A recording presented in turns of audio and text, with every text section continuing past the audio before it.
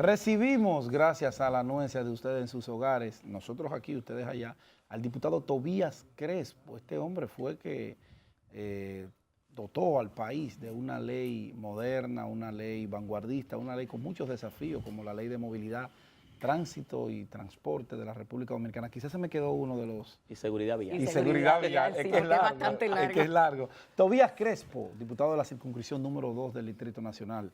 Con él hablaremos de diferentes tópicos. Bienvenido, Tobías. Buenos días. Buenos días, Pedro. Buenos días, Liceló. Buenos días también a los televidentes de este espacio. Nada, y agradeciendo siempre la invitación de ustedes muy tempranito en la mañana, que nunca le digo que no, siempre estamos aquí. Sí, eso es cierto, siempre fiel a nosotros, a nuestros llamados. Lo ponemos a madrugar. Sí, señor.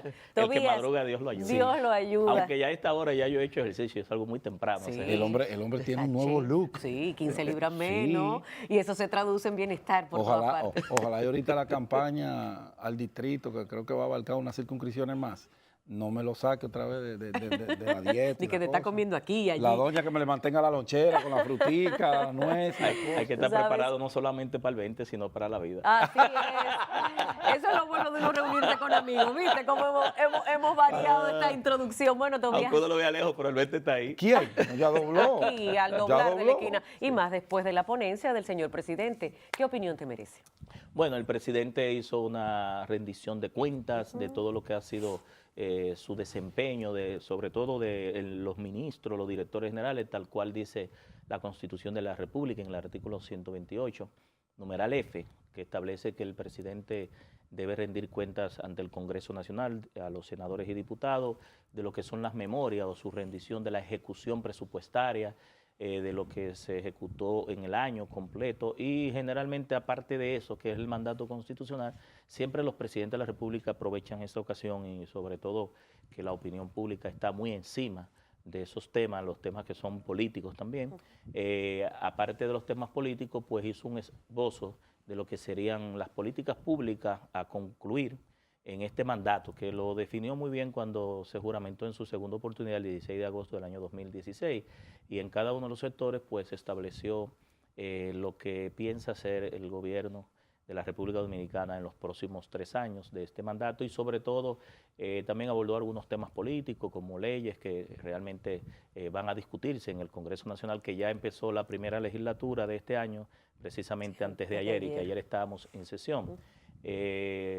Fue un discurso esperanzador también, terminó el discurso pues llamando a la población a esa unidad, a esa esperanza y ese sueño que siempre anhelamos cada uno de nosotros, de tener realmente mejores condiciones de vida, que para eso se trabaja desde los servicios, las posiciones públicas, y uno como servidor público y el presidente también, pues generalmente nos eligen para eso. Como que uno ve estos escenarios del 27 de febrero, la rendición de cuentas, en cuanto a las posiciones de los líderes políticos, los de oposición, los del gobierno, como algo cíclico, como que uno agarra el cassette con las declaraciones de este año y lo puede poner íntegro el año que viene, en el 2019, y escucha lo mismo. La oposición dice que es un discurso vacío, que es un discurso lejos de ser esperanzador, frustratorio, por aquello de que hay cosas como por ejemplo el Palacio de Justicia de la provincia de Santo Domingo, que ya el presidente lo ha anunciado en 2 ocasiones y no se pone el primer bloque, una obra que puede costar 100 millones de pesos, y como que la gente va perdiendo como la fe, y dicen ellos que el presidente vendió un escenario de clase media, un país de clase media, donde la clase media, lejos de avanzar, lo que ha ido disminuyendo. ¿Cuál es la visión de ustedes, los PLDistas, en torno?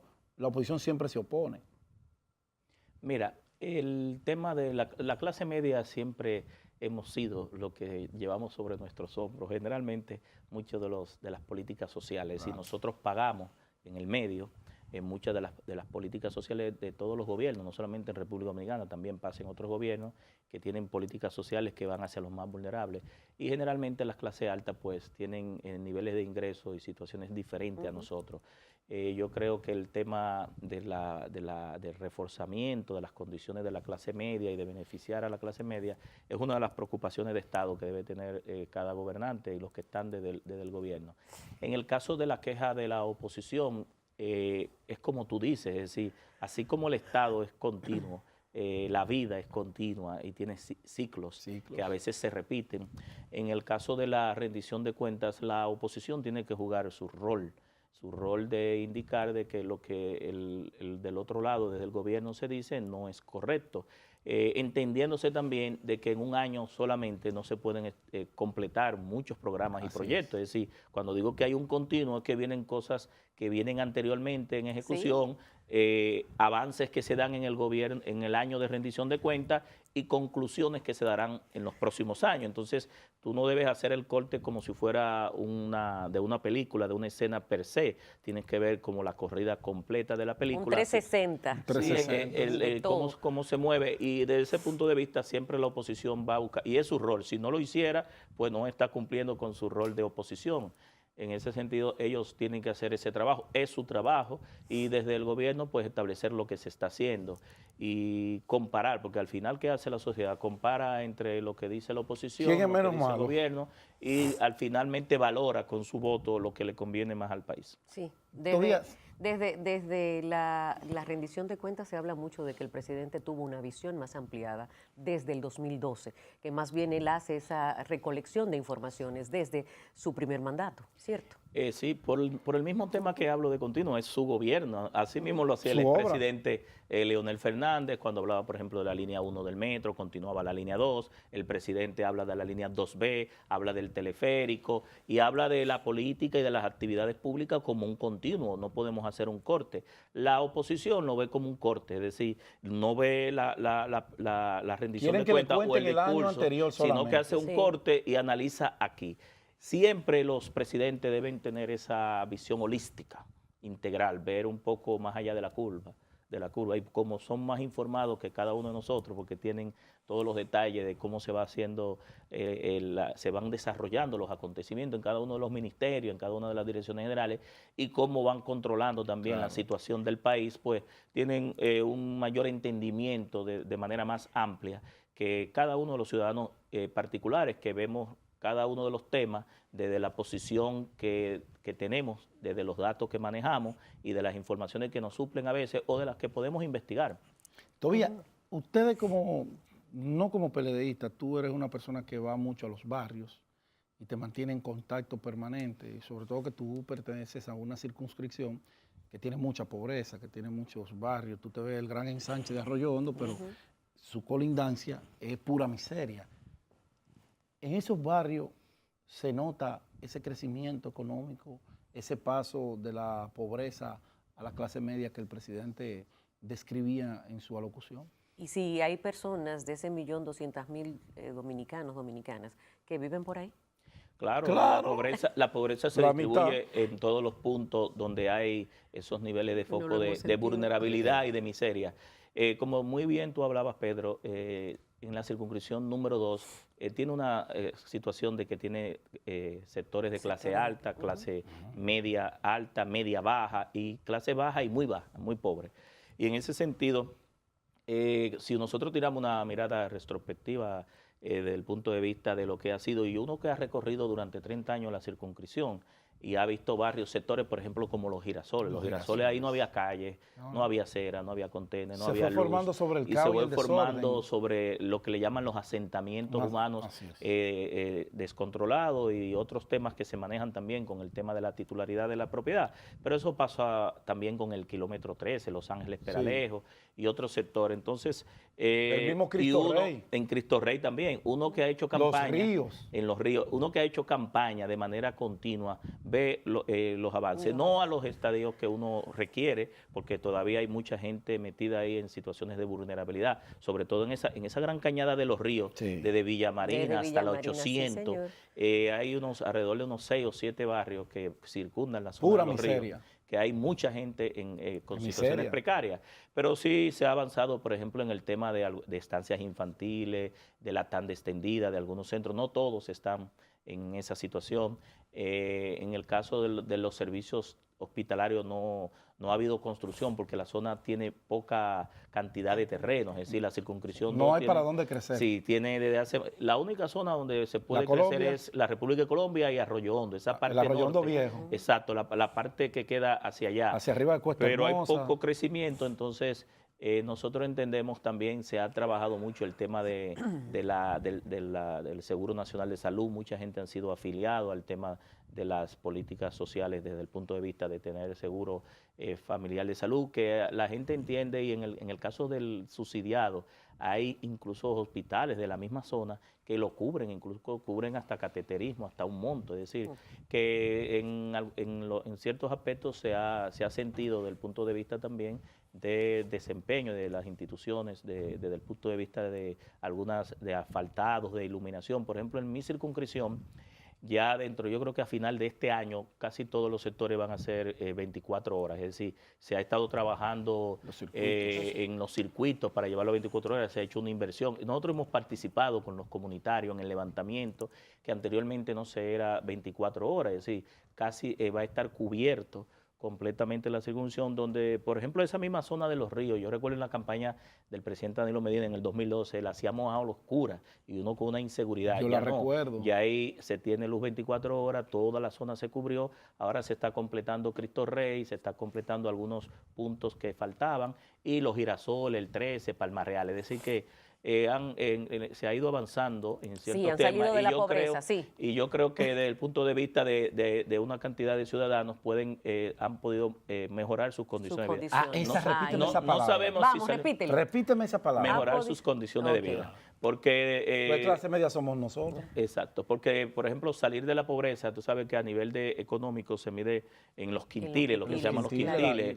el quintil más bajo, el que sigue. El más bajo son 18,000 pesos. Entonces, el Banco Central. La mejor forma de salir de la pobreza, tú lo ves cuando la gente tiene acceso a empleo y productivo. A bienes y servicios. Y a bienes y servicios y a consumo, porque de verdad que nosotros hemos implementado políticas públicas como las políticas de la tarjeta Solidaridad, pero por ahí nosotros no podemos, no creo que ese sea el mejor mostrarlo como parámetro, porque al final eso es lo que permite que la gente viva. La gente sigue más pobre. De algo que tú le das. Exacto. Sigue más Entonces pobre. tú lo que tienes que hacer es que esa persona salga de ese círculo vicioso y se inserte en un nivel productivo. Entonces, el empleo. Mientras más, y el propio presidente lo dice, que darle, por ejemplo, a la gente, el clientelismo, darle algo a la gente, afecta su dignidad, porque al final yo creo que es mejor enseñarle a pescar que darle el pescado. Claro. Hay cosas que diferencian al presidente Danilo Medina, obviamente, del presidente Leonel Fernández. Cada uno trajo su librito, cada uno le aportó al país cosas que desde su visión era lo que se necesitaba en este momento. Y Danilo, la parte humana, le ha prestado mucho más atención. Esa parte humana hace que mucha gente entienda que él es más sensible que el presidente Fernández, ¿verdad? Eso lo piensan. Ahora bien, cuando le damos el empleo a la gente y la gente se levanta, como nos levantamos nosotros tempranito, y sale papá y mamá a buscar el pan de la enseñanza y los muchachos van a la escuela, hay un impacto económico de 360, porque se ahorran el dinero con el tema de la tanda extendida, eso impacta muchísimo, pero ellos tienen una remuneración salarial. Y aparte se le está dando el desayuno, la la merienda, comida, los libros todo. y el uniforme. Eso no lo tiene que gastar papá y mamá, eso ayuda en la construcción. Pero cuando me dice que lo sacó de la pobreza a la clase media, es donde yo entro con dudas. Yo, como es que tú no me puedes cambiar, la clase media no se mide desde ese punto de vista, porque clase media es el que tiene su casa propia, que vive en un lugar residencial, el profesional que fue a la universidad. Y Pedro, cuando tú no necesites luz, y que yo no necesito bono luz ni bono gas. Cuando tú no necesites una seguridad privada para que te cuide de los delincuentes, cuando tú no necesites un tinaco o una cisterna para el agua, es decir... Sí, mira qué es lo que pero pasa. sobre todo, escúchame, Tobías, cuando yo no dependo de una tarjeta y de un regalo del gobierno, entonces yo no soy pobre. Ahí voy al tema, mira. Nosotros tenemos que cambiar y transformar, y eso lo ha estado hablando mi hermano Manuel con el tema del relevo, el discurso de relevo democrático, el modelo económico que hemos estado llevando a cabo, que han analizado durante mucho tiempo que colapsó, hace tiempo que colapsó. Entonces hay que poner la educación al servicio de ese modelo económico, de la productividad. No todos vamos a caber en la nómina pública. No, imposible. Y el sector empresarial no ha llegado a los niveles, y Juan Bosch lo decía, que nosotros teníamos un capitalismo atrasado, no ha llegado a los niveles de productividad, de eficiencia, eficacia y competitividad para como dicen los economistas, para llegar al pleno empleo. El pleno empleo es que todos los que están en capacidad para producir pues tengan la oportunidad de producir. Entonces, Así es. por eso tú ves una gran cantidad de los dominicanos y dominicanas que están en la informalidad. Las estadísticas indican que el 54% de los dominicanos están en la informalidad, y eso tú lo ves cuando te vas a los servicios de salud, ¿verdad? Sí, Al a los seguro servicios. familiar de salud y a las pensiones. En ese sentido, en esa informalidad lo que hay es que promover y fomentar a las pequeñas y medianas empresas. Y que la escuela, el sistema educativo esté al servicio de cambiar esa mentalidad que generalmente nos enseñaron a nosotros a memorizar contenido y a aprenderse una serie de cosas. Yo creo que la escuela debe estar conectada con la realidad de diagnosticar los problemas del país, ¿verdad?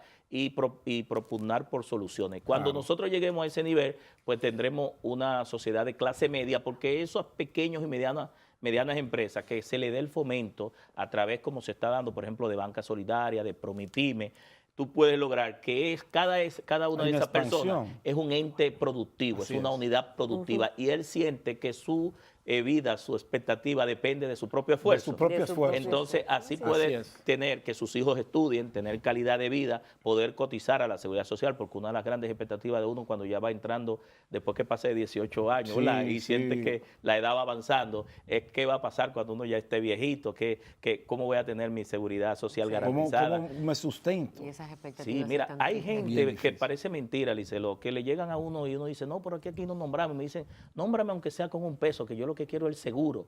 Es decir, la preocupación más grande de la gente es su salud.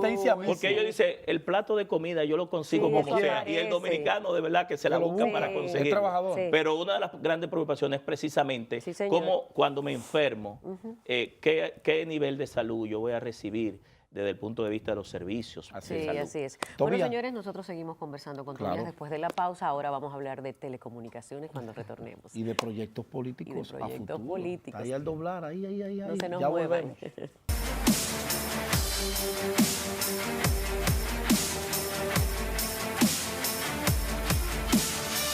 Tobías Crespo nos acompaña en la mañana de este jueves 1 de marzo y ahora vamos a hablar de las telecomunicaciones. Tobías, ¿qué está pasando contigo y ese mundo el cual conoces muy bien? Bien, miren, nosotros de hace alrededor de 30 años estamos en este sector y es un sector de pujanza. En la República Dominicana las telecomunicaciones han contribuido al Producto Interno Bruto de manera determinante, impactando en las finanzas públicas, en la producción de empleo, en el avance, y es un sector a tomar en cuenta, un sector muy importante. Y desde el año 1998, pues nosotros tenemos una ley, que es la ley 153-98, que fue aprobada en una coyuntura muy sui generis. No sé si tú recordarás que en el año 1990 pues, se le da a una empresa privada, cuando era la DGT, que pertenecía a Obras Públicas, una concesión para explotar los servicios de telecomunicaciones. Nosotros en República Dominicana, históricamente, a diferencia de todos los países de América Latina, Estados Unidos y Europa, éramos un monopolio privado.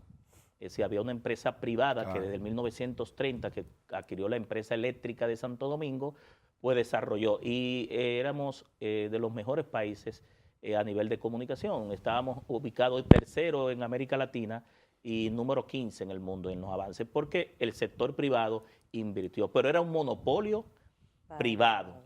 Entonces, sobre esa base, con esa concesión se crea un problema de interconexión entre la empresa privada monopólica que existía durante 70 años, 80 años, y la nueva, 1990. Entonces, yo trabajaba en esa empresa, duré 13 años. En ese sentido, el Secretariado Técnico de la Presidencia pues, le pide un estudio a la UIT. La UIT, la Unión Internacional de Telecomunicaciones, que es un organismo técnico de las Naciones Unidas, al cual están adscritos todos los países, y se desprendió en el año 98 la Ley General de Telecomunicaciones, una ley que creó conflicto porque fue incluso indicada de que fue falsificada y hubo hasta casi sometimientos de legisladores. En ese sentido, esa ley era una ley simplemente de telefonía, una ley que iba a dar al traste con ese conflicto que había. No era una ley que apuntaba a una visión de futuro, sobre todo entendiendo que las telecomunicaciones son un pilar importante para el desarrollo del país. En ese sentido, no estaba la Constitución del 2010, no estaba la ley de correo de huellas y documentos y firmas digitales, no estaba la ley de acceso a la información No estaba pública, procompetencia. no estaba procompetencia, que Nada aquí de hay unos esto. temas de dominio de mercado, Ajá. de monopolios, oligopolios. No estaba la ley de los derechos del consumidor, pero tampoco teníamos el nuevo régimen administrativo. Nosotros tenemos un nuevo tribunal administrativo y un régimen administrativo que, aunque no tiene un doble nivel de instancia, pero que está ahí. El Indotel es la autoridad máxima al cual se dirimen todos los conflictos. Pero tampoco no estaba el desarrollo de los servicios de data, de televisión, los servicios en las nubes, las redes sociales, la explosión de los servicios de Internet y sobre todo una gran cantidad de servicios que se dan sobre la red que impactan en el país. Porque la gente cree que sobre el Internet y las redes, aparte de que, disculpa, viajan ceros y unos, viaja cable, viaja fibra, hay servidores, hay nodos, ahí lo que viaja es servicio, producto, viaja dinero, viaja transferencias electrónicas, viaja toda la actividad económica del mundo.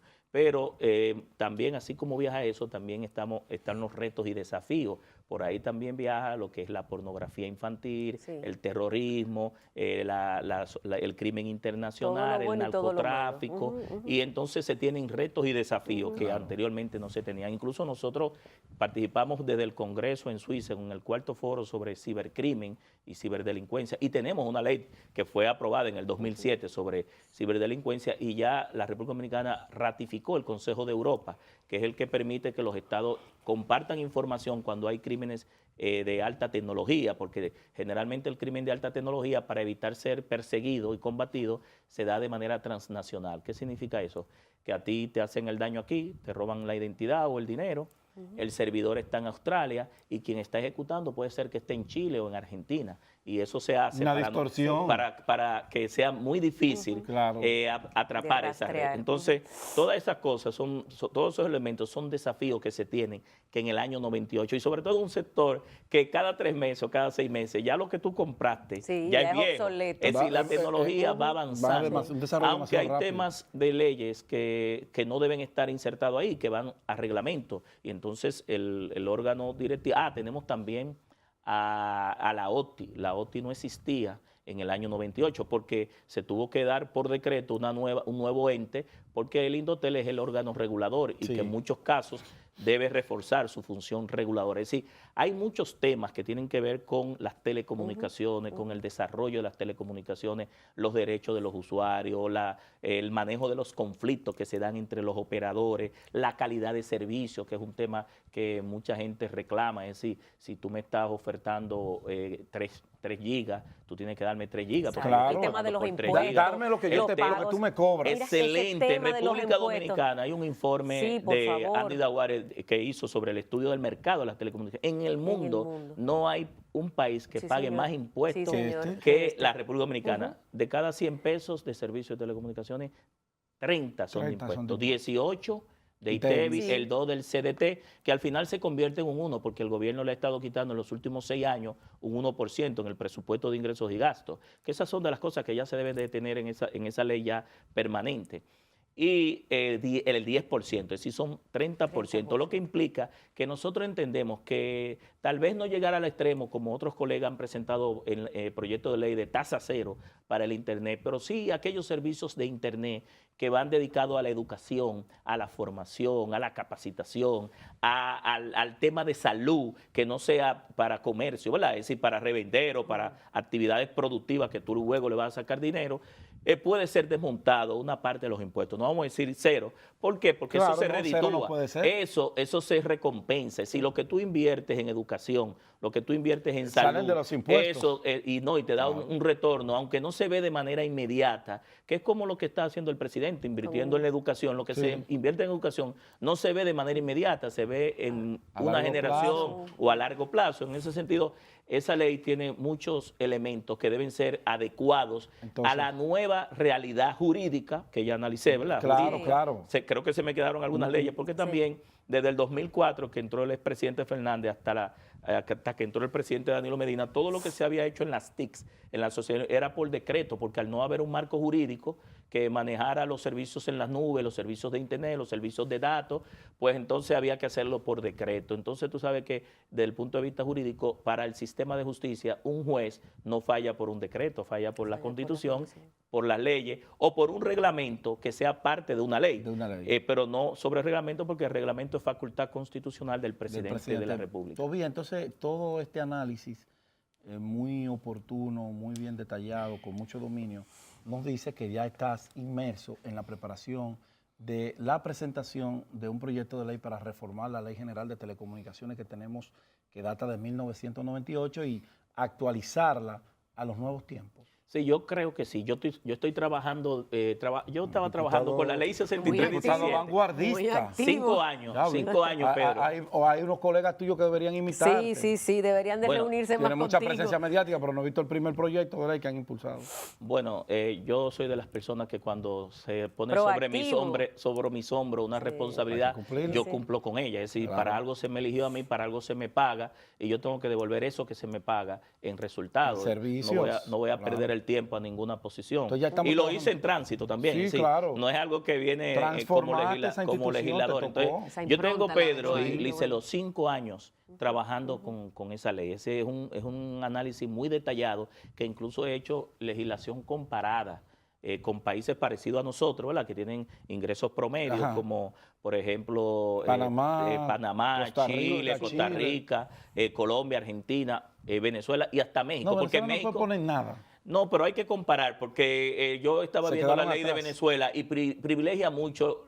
Tú sabes que las telecomunicaciones, el tema del espectro radioeléctrico es un recurso natural, escaso y limitado, y que es del Estado, y que eso se le debe dar prioridad. En esta ley del año 98 se da de un lado. Yo creo que eso hay que retomar, la fortaleza de regular el espectro radioeléctrico, porque aquí también hay muchas violaciones de emisoras ilegales, de transmisiones ilegales, y que no está la redefinición del espectro radioeléctrico. Hay que darle un rumbo diferente, un norte diferente. Entonces, en ese sentido, nosotros hemos estado comparando leyes incluso de países como Estados Unidos, que aunque no tenemos el mismo nivel, pero tecnológicamente nosotros hemos dependido en las telecomunicaciones y en las TIC de Norteamérica, porque la dependencia económica y política,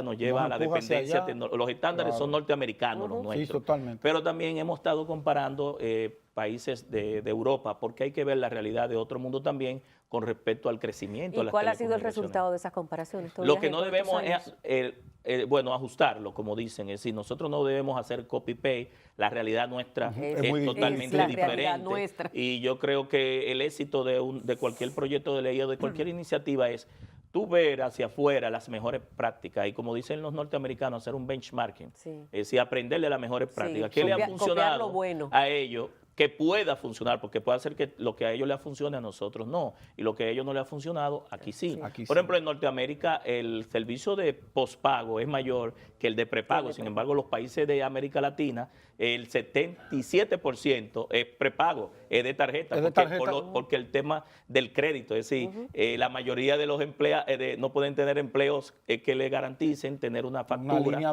una línea abierta con factura, porque no pasan la evaluación crediticia.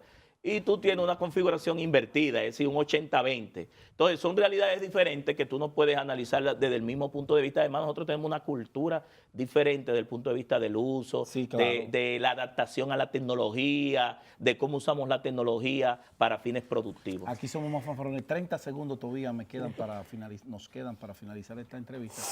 En las redes he visto... Este tema es muy apasionante. Sí, es apasionante. Y es muy amplio. Y la teleaudiencia está bien expectante porque nos conecta a todos. Y mira, me dio un poco tiempo como analizar rápidamente el espectro del análisis. 30 segundos, te pregunto, he visto en las redes sociales, ya tú vas a 10 años como diputado, ahora en el 20 lo cumple, ¿verdad? Tu primer periodo de 6, ahora este de 4, son 10, ha madurado bastante el tema legislativo.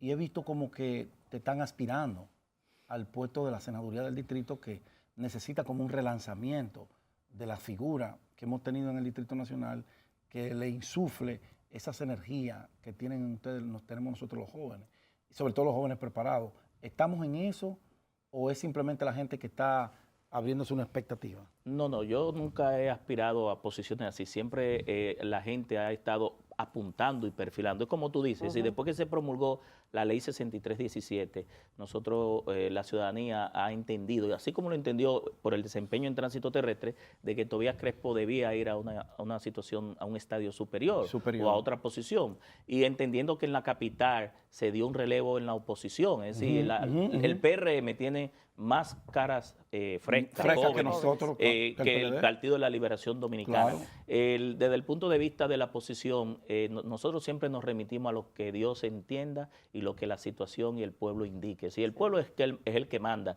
y la gente es el que finalmente decide dónde uno debe ir, en el caso de los puestos públicos, porque ya se ha designado por el presidente, depende de la voluntad de uno. Pero en el caso ya de temas políticos y electorales, que no nada más puedan depender de una aspiración, la gente te perfila y aunque tú no lo creas, te va mirando, te va observando y te va proyectando y nosotros haremos lo que Dios entienda y que lo que convenga. Yo soy un soldado y creo firmemente en que cuando la gente visualiza y aspira es porque algo viene por ahí. La política es coyuntura. Gracias, y es momento. No, y además como que se ve bien para hay momentos que soplan a tu favor. Gracias, salúdeme a un amigo suyo que se llama Domingo Contreras. Lo cuando me le vuelva a dar una cita, que me lo atienda, por favor, porque ustedes van juntos en la boleta. Señores, Tobías Crespo, diputado por la circunscripción número 2 del Distrito Nacional, ha sido nuestro invitado. Gracias, Tobías. Gracias de corazón a ustedes, señores. La cita es para mañana a las 6 en punto. Otro Despierta RD. Sí, pero no contigo. No. Hasta mañana, señores. Yo descanso mañana.